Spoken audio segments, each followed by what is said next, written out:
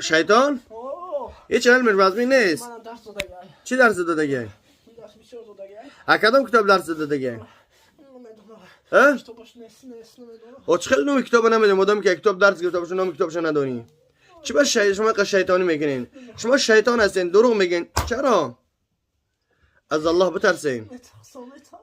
پدر چی کتاب رو خوندگی؟ کتاب بسیار خوندگی. چی کتاب خوندگی؟ کتاب بسیار خوندگی. چی نام داره پدرت؟ نمیدونم. ها؟ نمیگم. نمیگوی؟ نمیگم نه. چند ساله های؟ 1800. 1800؟ 1800 یک 800 نه همین 800 یک راونه. نه. 1000 چند صد ساله؟ نمیگم. از الله بترس دروغ نگو. اینقدر دروغ بسیار بد نگو. بابا که سید خانم میخوام در میگیری باذن الله. بسم الله الرحمن الرحیم. ها؟ پدر علمش وزمینه؟ پدر قبرش وزمینه. روش سیاه پدر تا.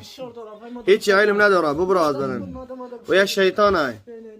پدر مادام که شیطان شد علم یک جای دروغ شیطانه فقط دروغ میگه. مطلبش دروغگوییه. مطلبش ایراد زدنیه. روی اولادتون سیاه. اولاد همش بمبره. اولاد یکون کشم نکشتم. ها؟ بسیار شا اولاد کشتگیم؟ ها؟ چند تا کشتگیم؟ مدام بسیار شا کشته باشم ببرین. دیلم نمیسوزه باشم ما شما شیطانین. شما چند قپس تولد میشین؟ ها؟ روتاسیونه که الله بتاعت ببرو تیز بدنی. أعوذ بالله من الشيطان الرجيم بسم الله الرحمن الرحيم وحفظا من كل شيطان مارد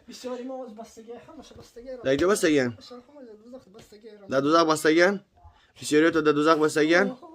مدام میدونی که در دوزخ بستگی تو چرا شرم نمیکنه الله؟ او عذاب میتین من برام دوزخ میرم نمیبرم. برو خلاص دوزخ برا.